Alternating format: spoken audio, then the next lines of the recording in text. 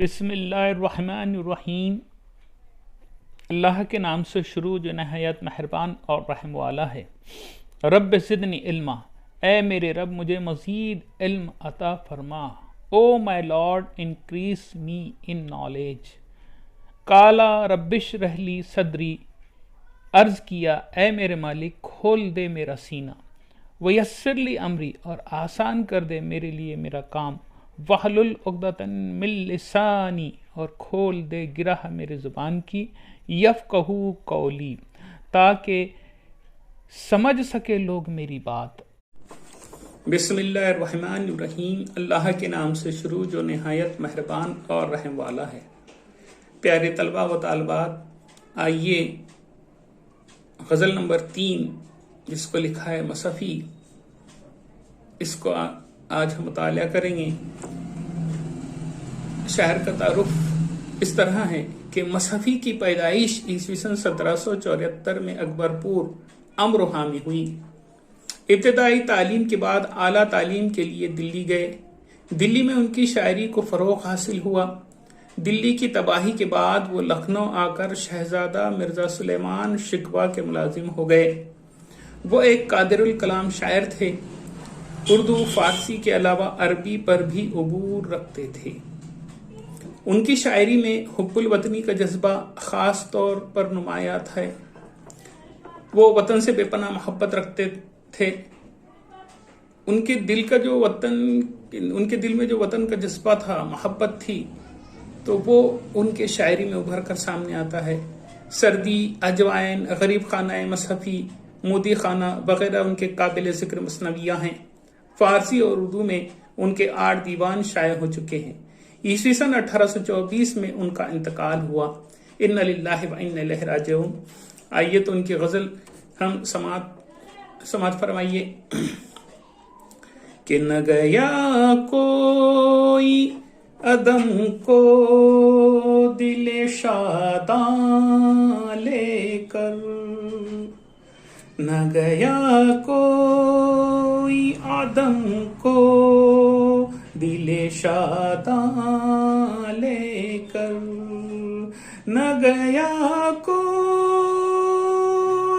عدم کو دل شاداں لے کر، یہاں سے کیا کیا نہ گئے حسرت و ارمان لے کر، یہاں سے کیا کیا نہ گئے حسرت و ارمان لے کر، نہ گیا کوئی عدم کو دل شاداں لے کر۔ باغ و دشت جنوں تھا کہ کبھی جس میں سے، باغ و دشت جنوں تھا کہ کبھی جس میں سے، لالا و گل گئے ثابت نہ گرے باں لے کر، لالا و گل گئے ثابت نہ گرے باں لے کر، نہ گیا کوئی عدم کو دل شاداں لے کر، پردہ خاک میں سو سو رہے جا کر افسوس، پردہ خاک میں سو سو رہے جا کر افسوس، پردہ رخسار پہ کیا کیا مہتاباں لے کر، پردہ رخسار پہ کیا کیا مہتاباں لے کر، نہ گیا کوئی عدم کو دل شاداں لے ابر کی طرح سے دیویں گے عالم کو نہال، ابر کی طرح سے کر دیویں گے عالم کو نہال، ہم جدھر جاویں گے یہ دیدہ گریاں لے کر، ہم جدھر جاویں گے یہ دیدہ گریاں لے کر، نہ گیا کوئی عدم کو دل شاداں لے کر۔ آئیے ان اشعار کی تشریح ہم دیکھتے ہیں کہ نہ گیا کوئی عدم کو دل شاداں لے کر، دل شاداں یعنی خوش دل، خوشحال دل، خوشی خوشی، نہ گیا کوئی عدم کو دل شاداں لے کر، یہاں سے کیا کیا نہ گئے حسرت و ارمان لے کر، یہاں سے کیا کیا نہ گئے حسرت و ارمان لے کر۔ تو شاعر اس شعر میں مصحفی کہتے ہیں کہ انسان کے دل میں بے شمار حسرتیں، بے شمار خواہشیں، بے شمار ارمان رہتے ہیں، ایک خواہش پوری نہیں کہ دوسری خواہش پیدا ہوتی ہے، انسان کے دل میں ارمان ہوتے ہیں، اور ضروری نہیں ہوتا کہ اس کی یہ ساری حسرتیں اور سارے ارمان، ساری آرزویں اس کے عرصہ حیات میں پوری ہوں۔ کئی ایسی خواہشات ہوتی ہیں، کئی ایسے ارمان ہوتے ہیں وہ اپنے دل میں لے کر اس فانی دنیا سے کوچ کر جاتا ہے، اس کے سارے ارمان بھی اس کی خواہش کے مطابق پورے ہوں یہ ضروری نہیں۔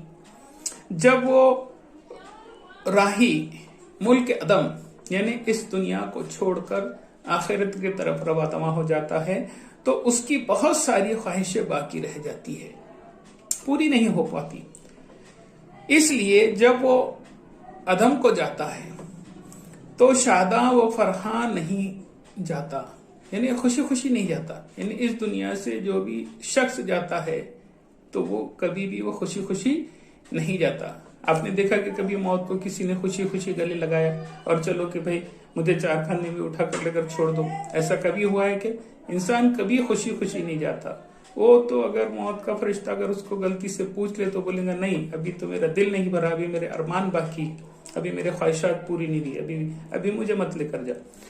تو کہنے کا مطلب یہ ہے کہ کوئی بھی خوشی خوشی اس دنیا فانی کو الوداع نہیں کہتا ہے، جبکہ معلوم ہے کہ دنیا فانی ہے، کوئی نہ کوئی حسرت رہی جاتی ہے انسان کی، باقی کسی نہ کسی ارمان کے پورے نہ ہونے کا اس کو غم و الم رہتا ہی ہے۔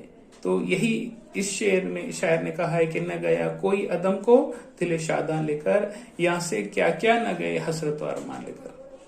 دوسرا شعر دیکھیے کہ باغ وہ دشت جنوں تھا کہ کبھی جس میں سے، باغ وہ دشت جنوں تھا کہ کبھی جس میں سے، لال وہ گل گئے ثابت نہ گریباں لے کر، لال وہ گل گئے ثابت نہ گریباں لے کر۔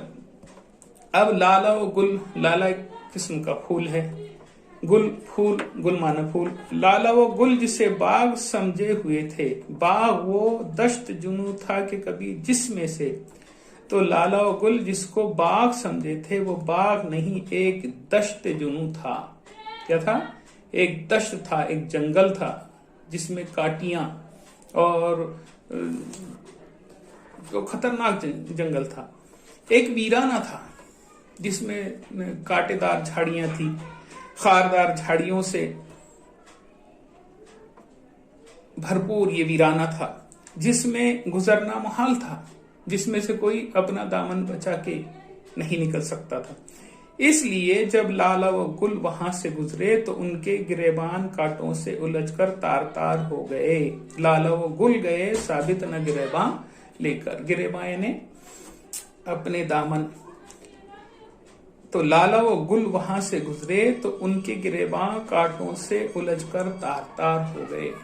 تار تار ہونا یعنی پھٹ جانا، چور چور ہو جانا۔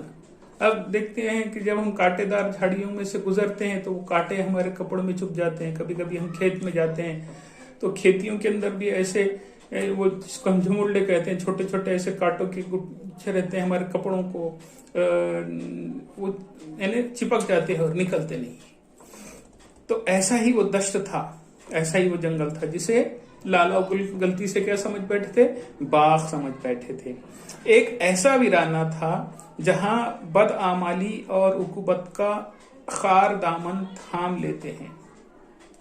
जाहिर सी बात है कि इंसान जिंदगी में यहाँ आया है तो जाहिर सी बात है कि अच्छे अमाल करने वाले बहुत कम मिलेंगे आपको, बदआमालियां ज्यादा मिलेंगी, और इंसान के किरदार और अमल का दामन साबित नहीं रहता।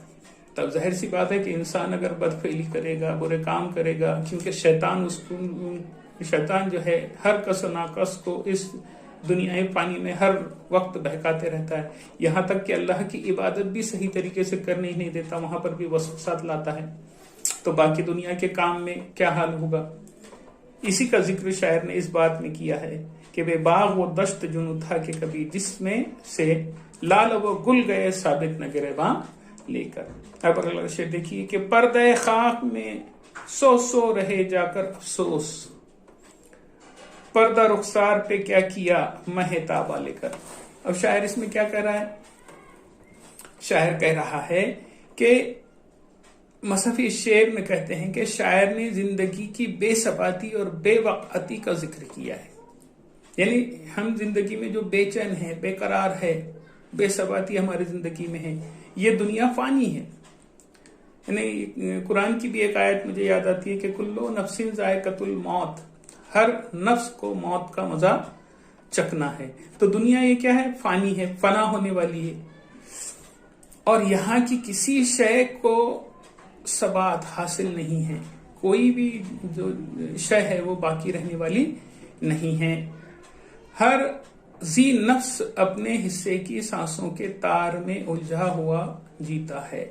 जितने भी जानदार है, जितने भी जानदार है, जान वाले हैं, वो क्या है, वो क्या करता है, वो अपनी सांसों के तार में उलझा हुआ है, और तार नफ्स के टूटते ही दुनिया वो माफिहा से मुंह मोड़कर पर्दे खाक में जाकर सो जाता है। और जब ये तार टूट जाते हैं, रूह जब निकल जाती है, तो खाली पिंजरा बच जाता है, और फिर वो इंसान पर्दे खाक में जाकर सो जाता है।